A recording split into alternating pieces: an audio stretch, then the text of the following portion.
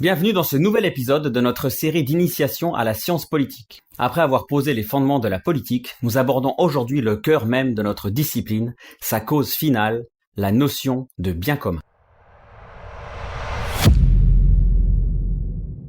Dans notre précédent exposé, nous avons établi la distinction capitale entre la sphère sociale, qui est celle des parties de la cité visant des biens particuliers, et la sphère politique, qui est celle du tout ordonnant ces parties vers une fin supérieure. Cette fin, cette finalité, cette cause finale de la cité est précisément ce que la tradition nomme le bien commun. C'est la raison d'être du prince et le critère de toute politique légitime. Mais que recouvre exactement cette notion ? Loin d'être une simple abstraction, ou ce qui est encore plus fâcheux, un slogan ou une bannière de propagande, le bien commun est un concept d'une rigueur et d'une richesse profonde.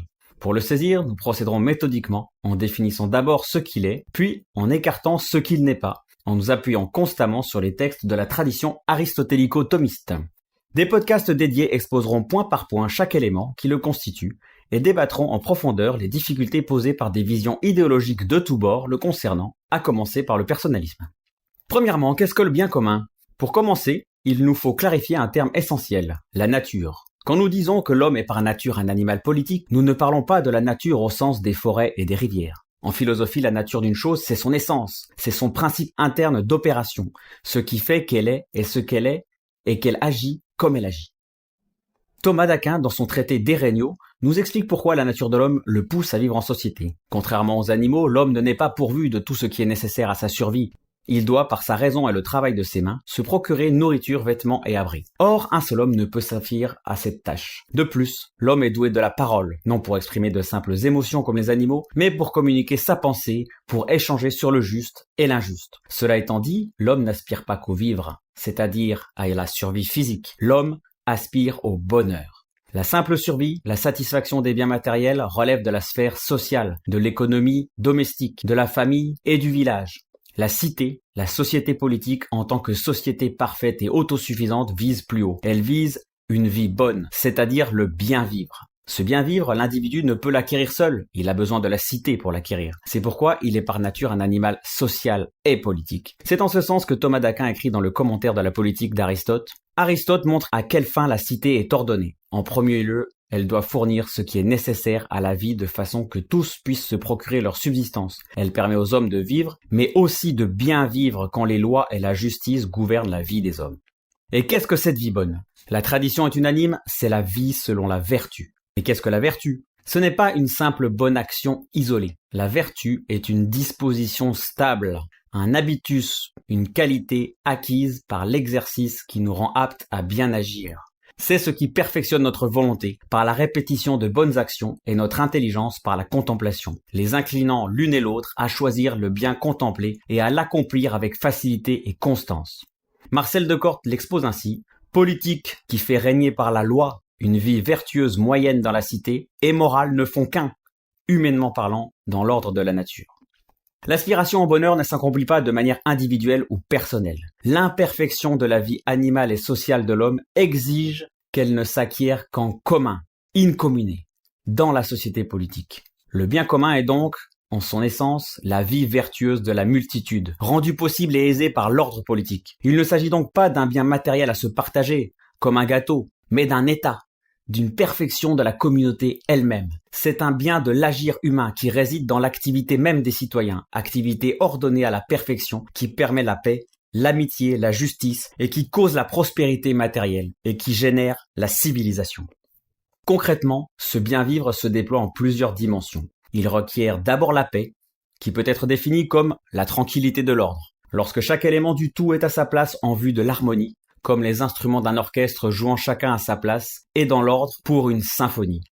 La paix n'est pas forcément l'absence de conflit, mais c'est une concorde active où chaque partie de la cité accomplit sa fonction propre en harmonie avec les autres.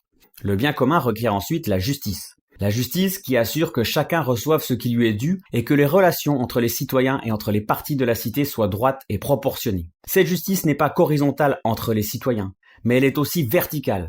Elle requiert l'obéissance au prince et la prudence de ce dernier dans l'exécution de sa politique. Par extension, car l'ordre du monde est métaphysiquement analogique, elle nécessite une relation avec la cause première et finale de l'univers, c'est-à-dire avec Dieu. En effet, le roi est dans son royaume ce que Dieu est dans l'univers. nous dit Thomas d'Aquin dans le De Regno.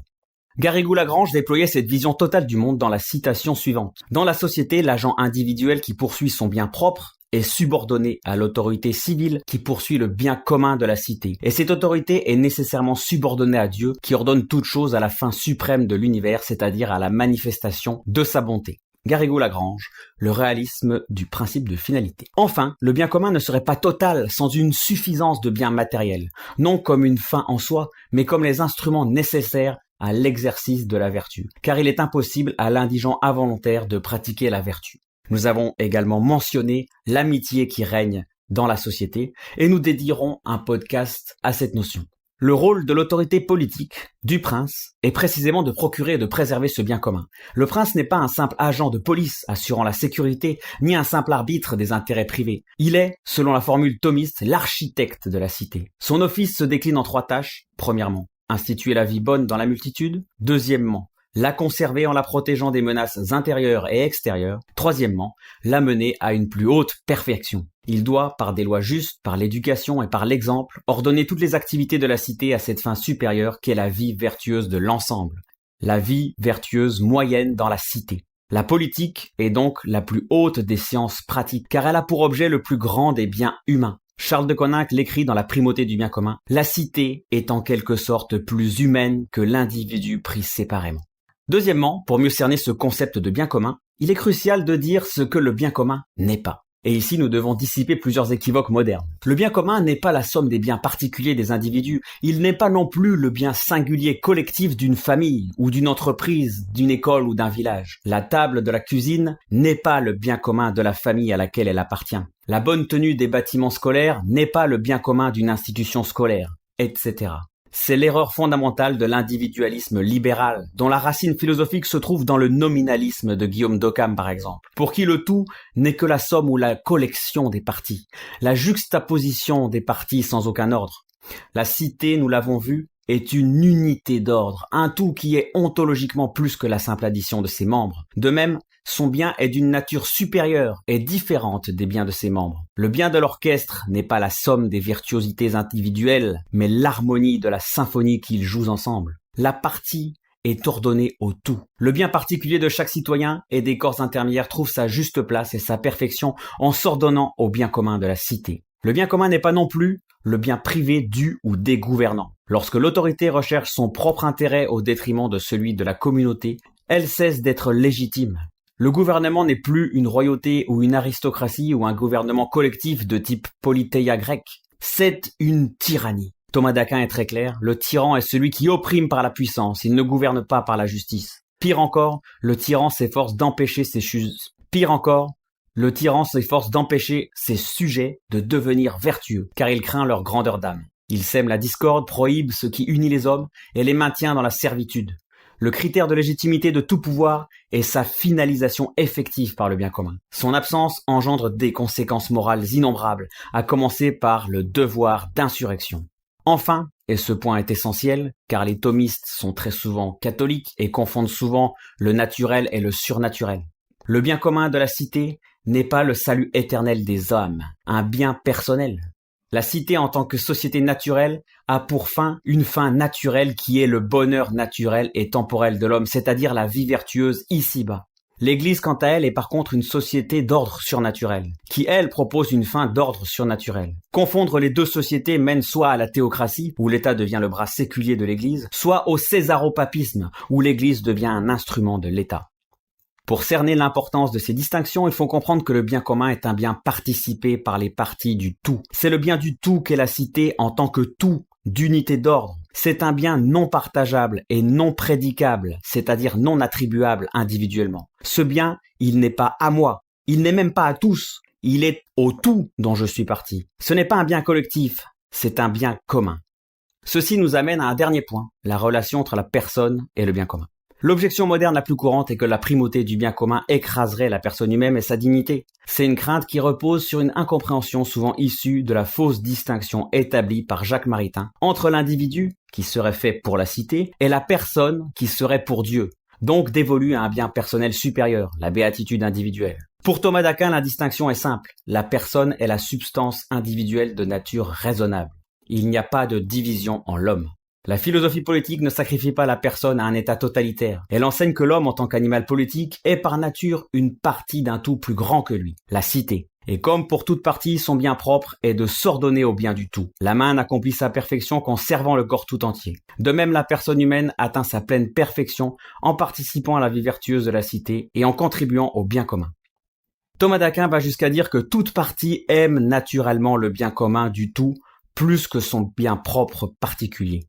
Il donne ensuite l'exemple du bon citoyen qui s'expose à la mort pour le bien commun. Cette vision s'oppose radicalement à la pensée moderne, incarnée par des philosophes comme Hobbes ou Rousseau, pour qui l'amour de soi-même est le seul motif qui fasse agir les hommes. Il n'y a donc pas d'opposition, mais une ordination. Le bien commun n'est pas un bien extérieur à la personne qui viendrait la spolier. C'est le bien de la cité dont la personne est membre. En poursuivant le bien commun, la personne poursuit donc son propre bien, son bien le plus élevé, celui qu'elle ne peut atteindre seule. Le bien d'une vie pleinement humaine, c'est-à-dire vertueuse et politique. Le bien commun politique est dans l'ordre des choses terrestres, fin absolue et est fin des fins, expose Louis Lachance dans l'humanisme politique de Thomas d'Aquin. Le bien commun n'est pas contraire au bien propre de la personne, c'est son bien propre. Non son bien particulier, mais son bien propre. Pour conclure, retenons que le bien commun est le concept central et directeur de toute la science politique. Il est la fin de la cité qui consiste dans la vie bonne et vertueuse de la communauté. C'est une félicité pratique de la cité tout entière et une félicité spéculative de la cité tout entière, selon les mots de Pierre d'Auvergne cités par Charles de Conac, commentant lui-même Aristote. Le bien commun n'est ni la somme des intérêts particuliers, ni le bien du prince, mais le bien du tout politique en tant que tout. C'est en s'ordonnant à ce bien que chaque citoyen trouve l'accomplissement de sa nature d'animal politique et atteint son plus haut degré de perfection dans l'ordre naturel. Comprendre le bien commun, c'est comprendre la finalité même de l'État et posséder le critère infaillible pour juger de la rectitude de toute action et de toute institution politique. C'est le point focal de la compréhension de la science pratique. L'éthique avec un grand E, à proprement parler. Rappelons-le, l'éthique d'Aristote est avant tout une politique. Bernard de Midelt l'exprimait ainsi. Le politique est le dispositif central de l'ordre naturel.